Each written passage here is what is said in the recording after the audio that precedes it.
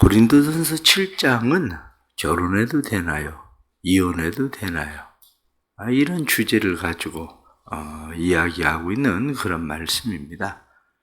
사도 바울은 그리스도인들의 결혼관에 대해서 오늘 성경 본문에 여러 가지 말씀을 하고 있는 것 같지만 쉽게 얘기하면 사도 바울은 그냥 결혼 안 하는 게 좋겠다. 오늘 말씀은 그렇게 이야기하고 있는 겁니다. 이혼한 사람들은 재혼하지 않는 게 좋을 것 같다. 이렇게 이야기하죠. 그렇게 사도 바울이 이야기하는 이유가 어디에 있느냐? 그것은 사도 바울이 가지고 있었던 임박한 종말론에 대한 생각 때문입니다. 오늘 성경에 나타날 말씀 가운데에 26절 말씀에 내 생각에는 이것이 좋으니 곧 임박한 환난으로 말미암아 사람이 그냥 지내는 것이 좋으니라. 그렇게 되어 있습니다. 임박한 환난으로 인해서 그냥 있는 것이 좋겠다. 이렇게 이야기하고 있는 거죠. 그 뒤로 나타난 말씀도 사도 바울은 이러한 일들, 임박한 종말에 대한 사상이 분명하게 있습니다. 그런데 우리가 알아야 되는 것은 사도 바울이 고린도전서를 쓸 때가 AD 55년경에 고린도전서를 썼다고 그렇게 봅니다. 그런데 그 뒤로 넘어가면 디모데전서를 사도 바울이 이제 쓰게 되죠. 사도 바울이 디모데전서를 쓸 때는 67년, 68년경에 사도 바울이 죽기 전에 디모데전서를 썼다고 그렇게 봅니다. 그런데 디모데전서 4장에 나타나는 말씀을 보면 사도 바울은 4장 1절부터 3절 말씀에 그렇게 이야기합니다. 혼인을 금하고 음식에 대해서 이런저런 거 먹지 말라고 이야기하는 사람들이 있다. 그런데 그런 사람들의 말에 미혹되지 마라. 그런 사람들의 가르침을 받아들이지 마라. 이렇게 이야기합니다. 무슨 얘기입니까? 이미 한 10년 이상 지났을 때에는 사도 바울의 생각 속에 임박한 종말론에 대한 생각이 사라진 거죠. 그렇게 당장 주님이 오실 거다. 이렇게 생각하는 그러한 생각보다도 주님이 오실 때를 기다리는 것은 확실한데 주님이 오시는 때를 어떻게 기다릴까? 그거죠. 오늘 7장 29절에 나타나는 말씀 보면 형제들아 내가 이 일을 아노니 그때가 단축하여 진고로 이렇게 그때가 단축하여졌다. 주님의 재림이, 주님의 종말이, 우리의 종말이 다가왔다. 단축됐다. 이렇게 느끼고 있었던 절실한 때가 사도 바울이 있었는데 그때가 언제냐면 고린도서예요. 고린도서를 쓸 때 사도 바울의 마음은 결혼하지 않고 오직 주님에게만 헌신하고 주님에게만 충성하고 사는 게 좋겠다. 이렇게 생각을 했었던 거죠. 어제 세종을 다녀왔는데 세종의 목회자들하고 이야기를 하는 동안에 그런 이야기를 합니다. 중학교 아이들에게 결혼할 사람 손을 들어봐라. 그러니까 자기 반 아이, 목사님의 아이가 자기 반 아이들 중에서 아이들이 절반도 안 되게 손을 들었다는, 결혼할 사람 절반도 안 돼, 아이들이. 그런데 그 중에서 아이 낳을 사람 손 들어라 그랬더니 2명만 손을 들고 아무도 손을 안 들었다는 거예요. 2명의 아이는 누구냐? 목사님네 아이, 애들이 3명. 다른 집 아이, 애들이 3명. 아이가 3명인 집 아이들만 손을 들고 나머지 아이들은 아이를 낳지 않겠다. 이렇게 이야기를 했다는 거예요. 그렇습니다. 요즘 살아가는 삶 속에서 사람들이 5포, 7포 이런 얘기들 하고 그러면서 지나오는 시대 아닙니까? 이러한 시대 가운데서 아이들이 가장 먼저 포기하는 것이 50% 이상이 첫 번째가 결혼이거든요. 결혼 포기한다. 이게 첫 번째라고요. 첫 번째. 그렇습니다. 이런 시대 가운데서 국가 소멸 위기 가운데 빠진 나라가 대한민국 아닙니까? 결국 유럽도 국가 소멸 위기에 빠져 있다가 가까스로 탈출한 것이 이민자들 받아들여서 탈출한 겁니다. 우리나라도 이민자들 받아들여서 국가 소멸 위기를 탈출할 수밖에 없습니다. 그 여러분들이 인정하든지 인정하지 않든지 얼마 지나지 않으면 이민자들로 우리나라가 점점 많아질 거예요. 저 정선에만 해도 라오스의 사람들이 5만 명이 들어와 있어요. 그러니까 지금은 그들이 노동자지만 노동자로 그렇게 들어와 있지만 얼마 지나지 않아서 점점 이민자들이 우리나라 안에 가득 찰 겁니다. 이민자들이라고 해서 꼭 나쁘다고 이야기하는 건 아닙니다. 그렇게 말하는 것이 아니라 이 나라의 미래 세대가 어떠해야 되는가, 어디로 가야 되는가, 성경은 우리에게 무엇을 말하고 있는가 하는 것을 우리가 좀 더 생각해야 된다고 말씀하는 거죠. 오늘 본문의 앞에 나타나는 말씀은 가정에 대한 그런 이야기입니다. 그래서 부부가 의무를 다해라 이렇게 얘기하죠. 부부의 의무는 무엇인가? 이렇게 이야기하면 부부의 의무는 첫 번째가 성결의 의무입니다. 부부가 서로 성결해라. 그거죠. 성결의 의무. 부부는 서로를 성결하게 자기를 지켜주는 성결의 의무가 있습니다. 성결의 의무. 두 번째 부부가 지켜야 되는 의무는 관계의 의무입니다. 부부는 관계성을 가지고 부부가 된 겁니다. 그렇기 때문에 부부의 의무는 관계의 의무를 다해야 됩니다. 세 번째는 세움의 의무입니다. 서로를 세워주기 위해서 부부가 된 겁니다. 그렇기 때문에 세움의 의무를 다해야 된다. 그래서 서로 갈라지기 원하지 않거든 그 사람을 세우기 위해서, 그 사람을 구원하기 위해서 그냥 있어라 이렇게 말하는 거죠. 그런데 오늘 특별히 여러분들과 함께 말씀을 드리려고 하는 것은 우리의 이 시대 가운데에서 우리가 오늘 본문에 나타난 말씀, 사도 바울이 임박한 종말론을 가지고 각각 부르심을 받은 대로 그대로 있으라, 혼자 있을 수 있으면 혼자 있어라 이렇게 이야기하지만 우리가 성경적인 전체적인 우리의 말씀들, 우리에게 주시는 말씀은 무엇인가? 바로 그거예요. 하나님께서 창세기에 우리에게 말씀하시고 있는 것은 하나님은 독처하는 것을 좋게 보지 않았어요.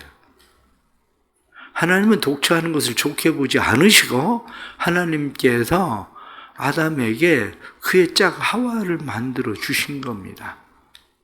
그리고 그들에게 말씀합니다. 생육하고 번성해라. 그리고 땅에 충만해라.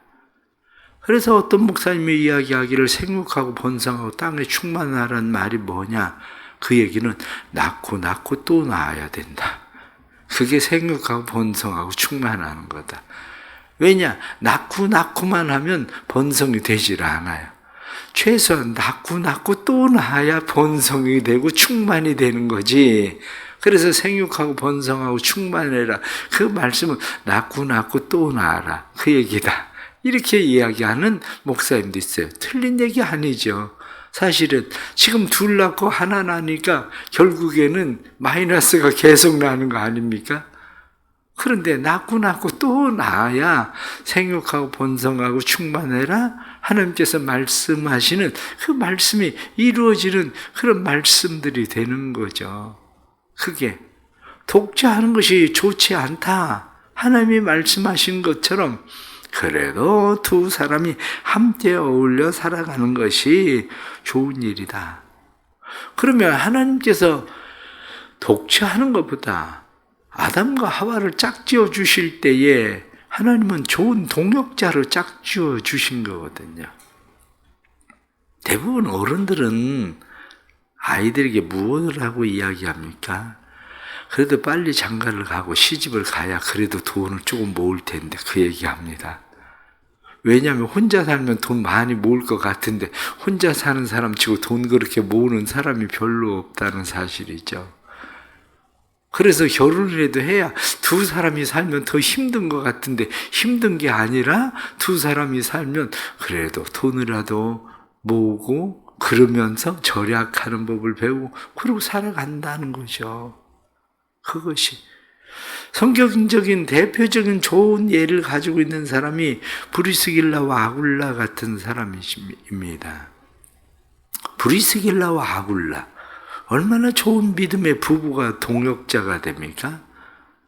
그리스도인들에게도 믿음의 좋은 동역자 부부가 필요합니다. 그래서 부부가 하나님 앞에 믿음의 좋은 동역자가 되기를 위해서 결혼이 필요해요. 저 같은 경우도 목회를 하고 있지만 제 목회 절반 이상은 사실 아내가 거의 한다고 봐도 되는 일이죠. 그런 일이. 그런데 특히 선교 나가 있는 선교사님 혼자 선교하면 굉장히 오래 선교를 잘 애들 없이 그냥 잘 할 것 같죠. 그런데 오래 혼자 선교를 하는 목사님들은 거의 없습니다. 왜냐? 얼마 가지 않아서 그 상황에 견디질 못합니다. 거의 탈진을 하고 거의 또 실패를 하고 실패하는 중요한 이유들 중에 하나가 뭐냐면 그것은 부부가 함께 일하지 않기 때문에 자기를 지키는 일에 실패합니다. 그래서 심지어는 그런 이야기를 하잖아요. 예수님은 구름을 타고 오시고 마귀는 틈을 타고 온다. 그래, 마귀는 틈을 타고 와. 혼자 독신인 사람들이 선교를 잘할 것 같은데 그 사이에는 항상 틈이 벌려져 있거든요. 외로움이라는 틈이 있고 고독이라는 틈이 있고 어디에선가 위로를 받아야 될 것 같은 틈이 있는데 그 틈을 타고 들어오는 것들이 항상 마귀거든요. 그러다가 보니까 결국 혼자 선교하는 목사님들 가운데 선교사님들 가운데 성공하는 사람들은 거의 없습니다. 신앙생활도 마찬가지입니다. 신앙생활도 때로는 부부가 함께 신앙생활을 하니까 서로를 세워가며 서로를 격려하며 그거 아닌 것 같아, 그거 틀렸어 라고 이야기를 하고 바꿔가는 거죠. 우리가 생활을 하면서 그렇습니다. 좋은 동역자를 만드십시오. 함께 믿음을 세워가는 좋은 동역자. 혼자 사는 게 편하다가 아니라 믿음을 세워가는 좋은 동역자를 만드는 것. 때로는 좋은 동역자라고 하는 것은 그렇습니다. 어떤 일을 함께 거들어야만 좋은 동역자가 되는 것만은 아닙니다. 그것만이 좋은 동역자가 되는 것이 아니라 누군가가 곁에 있다는 사실 자체만으로도 좋은 동역자가 됩니다. 어디에 가서 혼자 일을 해보십시오. 어디 가서 혼자 일을 할 때 아무도 없는 혼자 일을 하는 것과 한 사람은 건물을 지어도 한 사람은 2층에서 일하고 한 사람은 1층에서 일해도 서로가 누군가가 있다는 그 생각으로 일하는데 하루 종일 일해도 지치지 않고 일합니다. 마찬가지예요. 꼭 어떤 일을 막 도와주고 함께 해야만 좋은 동역자가 아니라 있다는 사실, 내가 신앙생활을 하는 일에 대해서 말하지 않고 지켜보고 있다는 사실 자체만으로도 내 믿음을 지켜가는 데는 좋은 동역자가 될 수도 있다는 사실입니다. 마지막 세 번째는 진짜 성숙을 배우는 곳이 가정입니다. 문제는 요즘의 아이들이 혼자 있다가 보니까 사람이 성숙해 가지를 않는다는 거죠. 때로는 시기와 경쟁, 그것은 우리를 성숙하게 만드는 일입니다. 시기 없이 사람이 성숙하지 않습니다. 시기가 이기주의로 발전하는 것이 문제인 거지 시기가 다 나쁜 거 아닙니다. 형제 자매가 있을 때 서로 시기해서 아이들이 공부도 하고 아이들이 시기하고 그러기 때문에 좀 더 멋을 내고 무엇을 잘 해보려고 하는 것 나쁘지 않습니다. 그런데 가정 안에서 경쟁하고 시기하고 그러면서 성숙해 가는 아이들은 세상에 나가서 경쟁하는 일에 대해서 그렇게 힘들어하지 않습니다. 요즘에 아이들이 왜 세상에서 그렇게 힘들어합니까? 경쟁자 없이 그냥 집에서 혼자 있다가 경쟁 사회로 뛰어들으니까 힘든 거예요.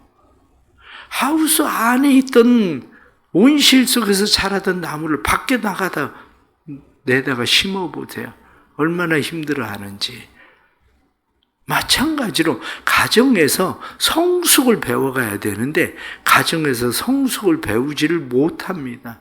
왜냐? 부모는 아이 하나 있으니까 오냐오냐 키우고, 뿐만 아니라 아이는 자기 혼자 있으니까 자기가 왕이 돼버렸어요. 자기가 주도자, 주권자가 돼버렸어요. 그렇습니다. 성숙입니다. 성숙함을 배우려면 가정에서 배워야 되는 것이, 아이들은 그렇습니다. 아이들은 배려와 양보와 협상을 배우는 겁니다. 아이들을 어린이집에 보내는데 중요한 이유 중에 하나가, 교육학에선 어린이집에서 아이들은 배려와 양보와 협상을 배운다. 그런데 아이들이 배려와 양보와 협상을 배운다는 것은 이거 내 거야, 집에서는 그 주장을 하지만 아이가 어린이집에 가면 이거 내 거야 라고 주장을 못 한다는 거예요. 내가 저것을 더 가지고 싶으면 나는 내 거를 양보하고 그것을 받아야 되는 거죠. 그러기 위해서는 협상을 해야 되는 거예요.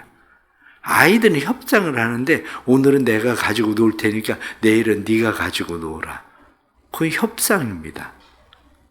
배려는 뭐냐? 저 아이도 내 것을 가지고 놀고 싶어 하는구나. 그럼 네가 먼저 놀아. 이건 배려고요. 어린이집에서 아이들이 배워야 되는 것이 배려와 양보와 협상을 어린이집에서 배우는데, 어린이집에서부터 엄마들은 배려와 양보와 협상을 허용하지 않는다는 거예요. 내 아이는 특별하게 배려해 주세요. 그리고 배려를 아이들에게 가르치려고, 자기 아이만 배려하려는 것을 가르치려고 한다는 거예요. 그런데 그게 아니라 서로에 대해서 배려와 양보와 협상을 배우는 곳이 어디냐? 그게 어린이집이라는 거예요. 왜냐? 집에서는 그걸 배울 수 있는 사람이 없어요. 집에서는. 그런데 어린이집에서조차 그걸 못 배우면, 유치원에서 그걸 못 배우면 평생 못 배운다는 거예요. 심지어는.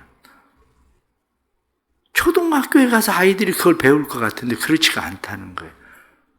초등학교에 가서 아이들이 그걸 배우지 못하면 그 아이는 평생 그것을 배우지 못하고 거의 아이들이 나 홀로 그 생활을 할 수밖에 없다는 거예요. 그렇다면 우리 가정이라는 게 무엇입니까? 가정에서 그것을 아이들에게 가르쳐야 되는 거죠. 다시 말하면 혼자 사는 것보다 둘이 사는 게 좋다는 것을 가르쳐야 되고, 혼자 있는 것보다 둘이 있는 것이 따뜻하고, 그리고 둘이 있으면 좋은 동역자가 된다는 걸 가르치고, 뿐만 아니라 양보와 협상과 배려를 배우게 하는 것. 가장 큰 문제는 뭐냐? 자녀들이 가정에서 부부가 좋다는 것을 배우지 못한다는 거예요. 가정에서 부부가 나도 저런 가정을 가지고 싶다를 배워야 되는데 아이들이 그걸 배울 수가 없다는 거예요. 하다못해 집에서 엄마가 책을 보고 공부를 하면 아이들이 공부를 배운다는 거예요. 그러면 아이들은 공부를 한다는 거예요. 그런데 아이들에게 공부를 보여주지 않고 공부를 가르치지 않고 아이들에게 공부해라 그러니까 아이들이 공부하지 않는 것처럼, 요즘 현대의 가장 큰 문제는 뭐냐? 그렇게 이야기하면 가정의 부부가 늘 자녀들이 보면서 느끼는 것은 저렇게 사느니 결혼을 안 하는 게 좋겠다라는 생각을 가지도록 살아간다는 거예요. 그것이 가장 큰 문제라는 거예요. 이 나라 국가가 어때서 그래가지고 집 마련하기 어렵고 직장 구하기 어렵고 그래서 아이들이 결혼하지 않는 것이 아니라, 사실은 부부를 보고 그래도 힘드니까 결혼을 해야 되겠다라고 생각해야 되는데, 자녀들이 가지고 있는 생각은 결혼하니 결혼하지 않는 게 낫겠다를 배우고 사는 것이 이 나라의 현실이라는 거예요. 그것이. 그렇다면 그리스도인들이 좀 더 잘 생각해야 됩니다. 그리스도인들이 부부의 의무를 다해야 됩니다. 성결의 의무를 다해야 되고 뿐만 아니라 관계의 의무를 다해야 되고 그리고 세움의 의무를 다해야 가정이 세워지고 우리의 자녀들이 세워진다. 그것을 우리가 깨닫고 다시 우리의 가정을 잘 세워갈 수 있는 은혜가 있기를 바랍니다. 기도합시다. 하나님 아버지, 또 이렇게 새벽에 은혜 주셔서 감사합니다. 주님의 사랑과 은혜로 충만하게 하시고 그 사랑과 은혜가 우리를 새롭게 세우는 일이 될 수 있도록 축복해 주옵소서.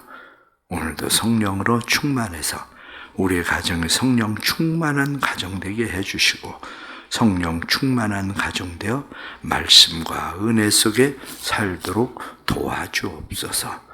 우리의 가정을 축복합니다.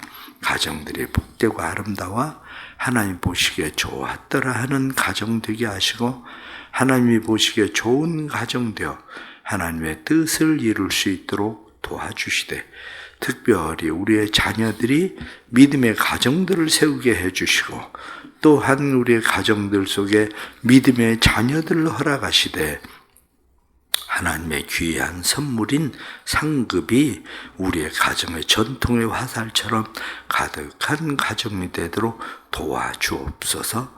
세상의 근심, 걱정, 염려 많지만 가정을 세우기 위한 염려도 많지만 그러나 가정을 복되게 하시는 분 하나님이심을 믿고 하나님을 믿고 의지하고 신뢰함으로 살도록 도와주옵소서.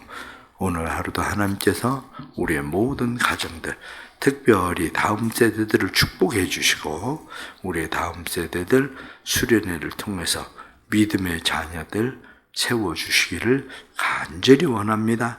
그래서 우리의 자녀들이 세상 가운데 하나님의 사람들이 있음을 보게 하시는 믿음의 세대들 되도록 역사해 주옵소서. 예수님의 이름으로 기도드리옵나이다. 아멘.